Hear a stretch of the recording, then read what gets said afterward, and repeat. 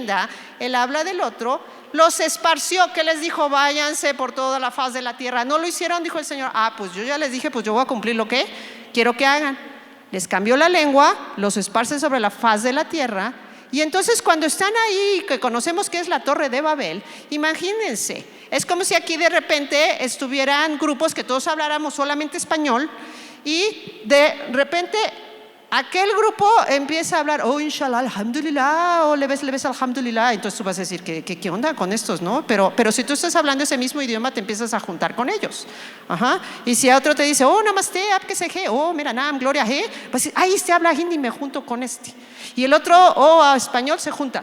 Entonces, ¿qué pasa? Empiezan a juntarse por grupos lingüísticos, por gente, y hacen sus culturas y Dios los esparce sobre la faz de la tierra. Esto es en Génesis 11. Cualquiera podría decir, ¿acaso Dios dejó solos a todos estos que esparció en la faz de la tierra? Pues no, ¿por qué?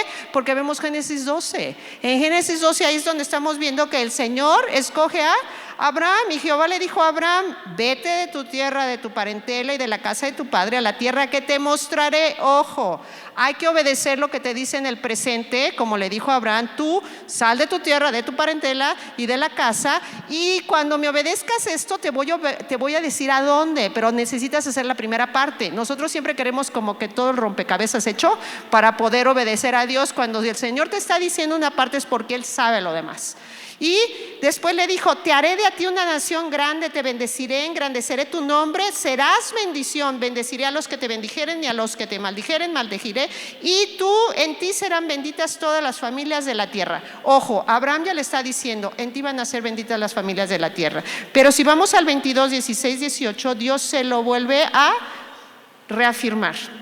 En medio de una situación de crisis, en medio de una situación donde le estaba pidiendo a su hijo. Era algo donde él estaba creyendo a Dios, ya había caminado con él, ya sabía cuál era el carácter de Dios, pero iba para sacrificar a su hijo. Y en ese momento el Señor encuentra a Abraham y le dice, por cuanto me obedeciste a mí, por cuanto atendiste a mi voz, y le puede reafirmar ahí en la escritura lo que quiere que haga.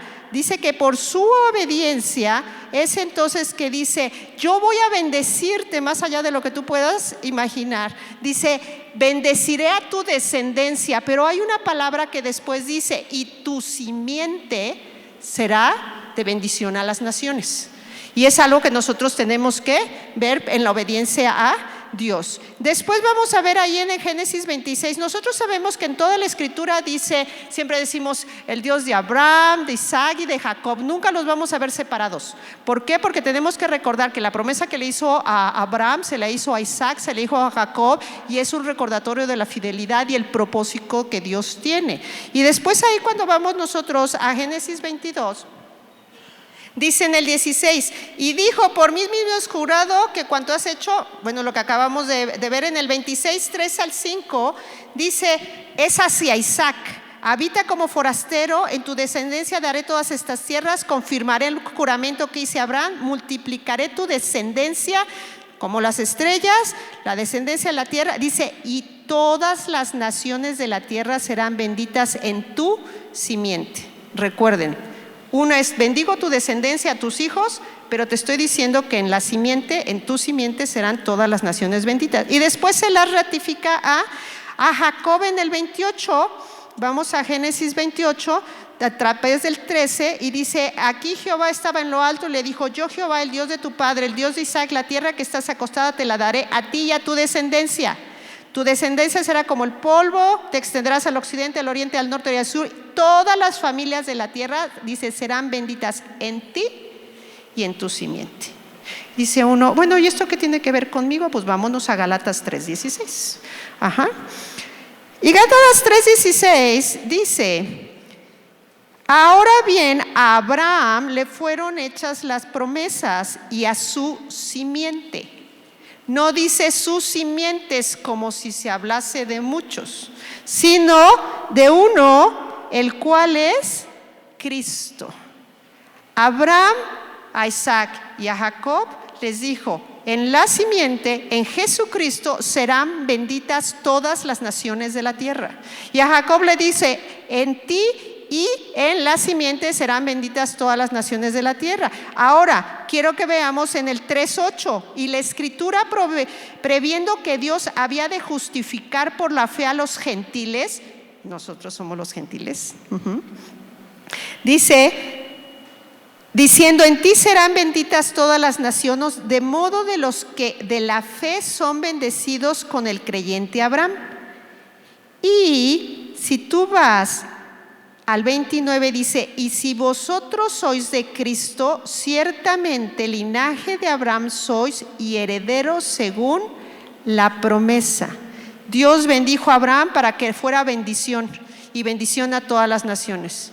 La promesa para nosotros está en el 14 del 3, porque dice, para que en Cristo Jesús la bendición de Abraham alcanzase a los gentiles, a fin de que por la fe recibamos la promesa del Espíritu Santo. Es decir, Abraham le dan las promesas, nos hace saber a través del Nuevo Testamento que si somos ya hijos, tenemos nosotros la promesa de Abraham de que somos bendecidos con su presencia por su Espíritu Santo para unirnos a su propósito, porque a través de nosotros las naciones van a ser bendecidas cuando nosotros proclamemos a aquel que murió por todas las naciones, que es Cristo Jesús.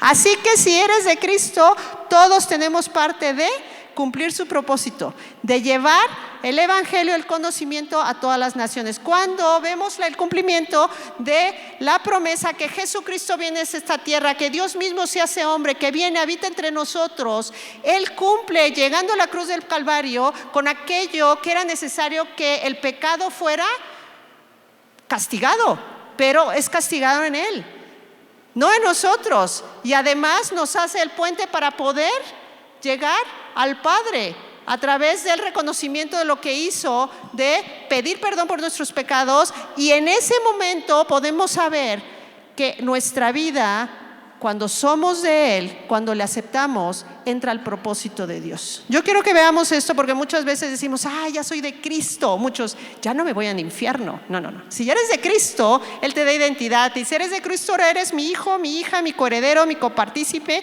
Eres aquel que colabora conmigo para cumplir mi propósito. Jesucristo, cuando estuvo en la cruz, dijo, y cuando resucitó, dijo, yo ya cumplí con esta misión. Recuerden, Él al tercer día resucitó, se aparece a sus discípulos, después a más de 500 personas, pero Él les dice a sus discípulos que en el camino de Maús no creían mucho que estaban con el Señor, pero dijo, yo ya cumplí con mi misión, yo ya morí por el pecado de todo el mundo. Ahora ustedes tienen una gran comisión, grande porque implica todas las tribus, lenguas, pueblos y naciones que existen en el mundo, donde ustedes tienen que ir a proclamar lo que yo ya hice, y es comisión, porque soy yo el que estoy con ustedes todos los días hasta el fin del mundo. Y eso lo vemos en Mateo precisamente 28, cuando está diciendo, todo el poder me es dado en el cielo y en la tierra. Por lo tanto, tienen que hacer discípulos, tienen que ir, tienen que salir. ¿A dónde? A todas las naciones, tienen que bautizarlos en el nombre del Padre, del Hijo y del Espíritu Santo, y enseñarles todos los que yo les he mandado. Y aquí yo estoy con vosotros todos los días. Cuando tenemos el Espíritu Santo, tenemos la presencia de Dios, y por lo tanto ya somos colaboradores con Él. No importa en la edad que tienes, eres de Cristo, eres parte de su gran comisión. Entonces lo que tenemos que ver es que cuando el Señor está con sus discípulos, muchas veces solamente vemos la parte que conocemos de Mateo, pero quiero que hagamos un énfasis en la parte de Lucas 24, que también es la gran comisión. Algo que a mí me encanta es que después de que el Señor Jesucristo está caminando con los discípulos, ellos están en duelo, no pueden creer lo que había pasado porque estaban esperando a un líder de gobierno y no sabían que era un liderazgo espiritual que venía a transformar sus vidas. El Señor les pide de comer para que recuerden cuando estaba con ellos, les pide para que vean que efectivamente Él había resucitado. Pero en la parte ahí de Lucas 24, a partir del 44, vean lo que el Señor Jesucristo les dijo. Recuerden, los discípulos conocían la Torá, conocían todo lo que decía, lo que conocemos con el Antiguo Testamento, las promesas, lo que decían los salmos acerca de Jesucristo.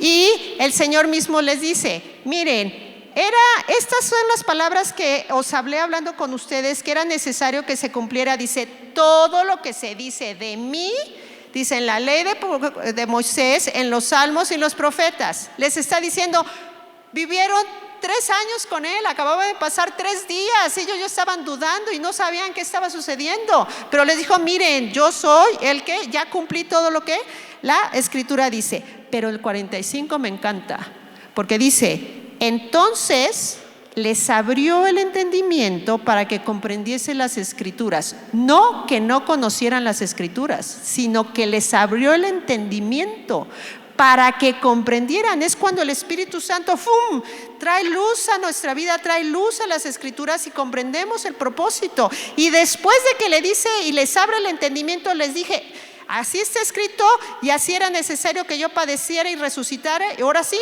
y que ahora se predicase en todo el mundo esto. Pero les dice, pero por favor quédense en Jerusalén, porque es necesario que sean investidos el poder de lo alto. No va a ser en sus fuerzas. Ellos obedecieron, se regresaron a Jerusalén. Estando en Jerusalén, sabemos que era la fiesta del Pentecostés, la fiesta de las primicias, la fiesta donde judíos de otras partes del mundo venían a unirse a los judíos que estaban en Jerusalén para precisamente dar las primicias y los primeros frutos.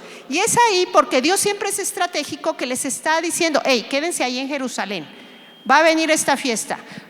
¿Qué sucede con todos los judíos que estaban fuera de Jerusalén? Los judíos fuera de Jerusalén, que dice la escritura que venían medos, elamitas, gente de Asia, de Egipto, gente que hablaba de Italia, es decir, todos estos judíos que venían de diferentes partes del mundo, según lo que dice ahí en Hechos 2, estamos viendo que ellos sabían en la escritura que un día iba a venir el Mesías, pero ellos no habían sido testigos oculares ni sabían que lo que había ocurrido. Entonces el Señor quería estratégicamente, cuando estos vienen de otras nacionalidades, el Señor ahí en Hechos 2 les desciende y les da la facilidad de hablar en la lengua de la gente que venía de los lugares. Empiezan a hablar italiano, empiezan a hablar árabe, empiezan a hablar la lengua de la gente del lugar, y la gente dice, ¿cómo es posible que a estos que son unos analfabetas están hablando mi idioma? Y les estoy entendiendo este mensaje que yo no sabía. Entonces empiezan a escuchar por el poder de la presencia de Dios, la capacidad de proclamar la escritura, proclamar la realidad de lo que Cristo había resucitado y lo que había hecho. Entonces esta gente regresa a sus países y son aquellos que van llevando el mensaje del evangelio. Ahora, el evangelio, según Hechos 1:8, les está diciendo claramente, hey, recibiréis poder y me seréis testigos tanto en Jerusalén como en Judea, como en Samaria y hasta lo último de la tierra. Le está diciendo, no te vas a quedar solamente aquí.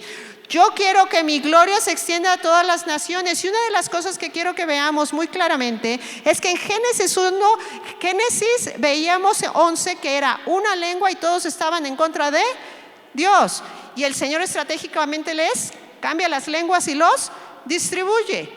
Muy bien, el Señor Jesucristo viene y desde que vemos a Simeón ahí cuando está en el templo, el Señor dice, Señor, gracias, ahora sí ya me puedo morir porque he visto que tengo la salvación para los israelitas, pero también la salvación para el mundo, que era el nacimiento de Jesucristo. El Señor les dice, vayan a todas las naciones. Etne es el griego original, vayan a todas las etnias que existen en el mundo, porque los mismos discípulos les dicen, Señor, ¿cuándo regresarás y cuándo restablecerás el reino de Israel? Ahí en Mateo 24, y el Señor le dice, a ti ni te importe cuándo voy a venir. Mira, se va a poner reino contra reino, nación contra nación, va a haber pestes, inundaciones, el del amor de muchos se va a enfriar, pero el fin vendrá en el Mateo 24:14, cuando se ha predicado este evangelio del reino a todo el mundo, para testimonio de todas las naciones, de todas las etnias. Entonces vendrá el fin, y el fin lo vemos nosotros en Apocalipsis, cuando la revelación que le hace el Señor Jesús a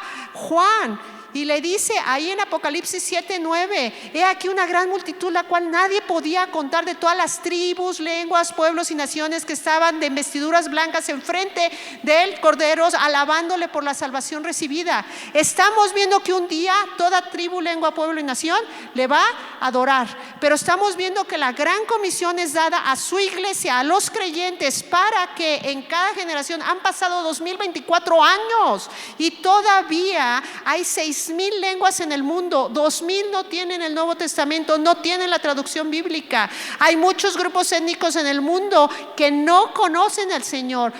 Tenemos que discernir los tiempos. Señor, ¿qué has hecho? ¿Qué falta? Hay que seguir orando por obreros, hay que irlos capacitando, hay que fortalecer lo que ya hay, porque de las iglesias Dios va a levantar. Cada iglesia local tenemos el privilegio de unirnos a la gran comisión. Es Él el que nos da vida, el que nos dice: eres mi hijo, colaborador, coheredero, copartícipe. Ahora eres tú el que yo te he dado dones, talentos. ¿Para qué? No son para nosotros, es para su gloria, para extender su reino. Si tú quieres glorificar a Dios, recuerda lo que dice Juan 15:8. Dice: en esto es glorificado mi Padre, en que llevéis mucho fruto y que seáis mis discípulos. Y el fruto del Espíritu solamente se puede dar cuando estamos asidos a la vid y sabemos que el fruto es amor, gozo y paz. Para ti, para mí, tú lo disfrutas, el amor, gozo y paz. Paciencia, benignidad y bondad. Te lo tiene que dar porque tenemos que ir al otro que es diferente, a compartir, y lo necesitamos. Fe, esperanza y amor, gozo, paz, paciencia, benignidad, me da fe, mansedumbre y templanza. Es precisamente el que Dios nos lo da para seguir creciendo en Él. Ahora, cuando el Señor Jesucristo le dice: ¿y cuál es el más grande de los mandamientos? Amarás a Jehová tu Dios con todo tu corazón, con toda tu mente, con todas sus fuerzas, con todo su ser, y al prójimo como si fuera tú mismo. Entonces tenemos que ver si somos redimidos, si pertenecemos al Señor, si Él es nuestro Señor, si le conocemos, si le amamos. Él sigue a la diestra, Él resucitó, Él está intercediendo, Él nos brinda lo que dijo: la promesa es que mi Padre os enviará el Espíritu Santo, y el Espíritu Santo siempre es aquel que Jesús dijo: el Espíritu Santo no va a hablar por sí solo, tomará de lo mío y os lo hará saber. ¿Y qué es lo que tenemos que hacer? Tenemos que conocer la palabra, tenemos que conocerle a Él, tenemos que ver que ahora somos nosotros los que nos lleva a cumplir su misión. Es la misión de Él que nosotros cumplimos su voluntad de llevar su palabra al Jerusalén, Judea, hasta la última tierra, para que su gloria llene las naciones y Él sea glorificado, porque al final, cuando le conocen, Él se lleve la gloria. Cuando tenemos en vista que lo importante es que la gloria de Dios llegue a las naciones, me pongo a preguntar: Señor, tu gloria no ha llegado a todas las naciones. ¿Cuál es mi rol dentro de tu misión, tu propósito? Puede decir, es interceder. Siempre el Señor dice: sigan intercediendo, que el Señor envíe obreros. Es que vaya, que interceda, que apoye. Siempre el Señor nos invita a colaborar.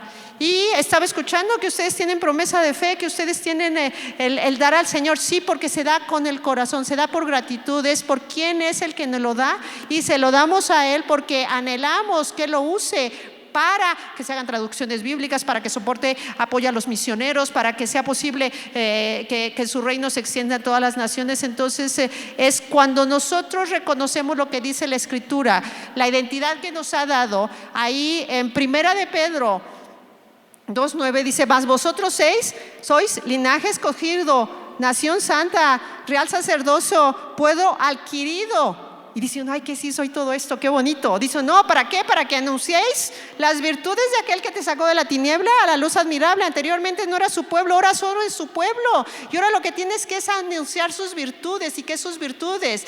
¿Quién es este Dios? Un Dios que consuela, que conforta, que sana, que salva, que está al pendiente, que da sabiduría. Porque cuando vemos la Escritura dentro de Isaías, y dice que cuál es el Espíritu que vendrá sobre Jesucristo, y es el mismo Espíritu que viene en nuestra vida, es el Espíritu que obedece al Padre, y obedecer al Padre trae gloria a su nombre. Y lo que tenemos que ver cuando vemos la Escritura y vemos la palabra: Señor, gracias, porque desde Génesis a Apocalipsis me estás diciendo quién eres, cuál es tu propósito, cuál es tu misión, quién soy yo ahora que te conozco, que te he aceptado, qué es lo que tú vas a lograr a través de mi vida, a través de la iglesia en este tiempo de la historia, para poder que tu gloria llene todos los lugares. Cuando llegamos a Cristo, no solamente para decir: ay, ya no me voy, ya me voy al cielo y no me voy al infierno. No, Jesucristo hizo claro: Señor, esta es la vida eterna, que te conozcan a ti, al único Dios verdadero, y a mí, tu Hijo, quien tú has enviado, antes de que fuera a la cruz del Calvario, ahí en Juan 17.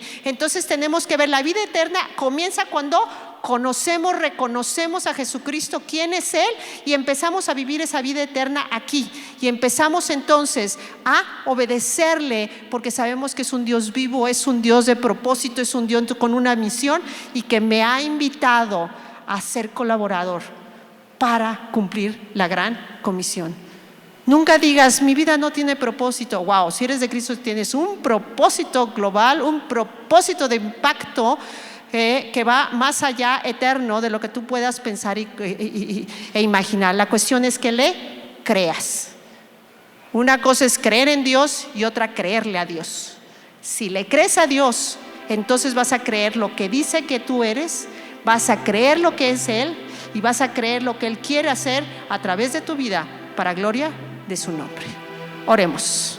Padre, gracias, Señor.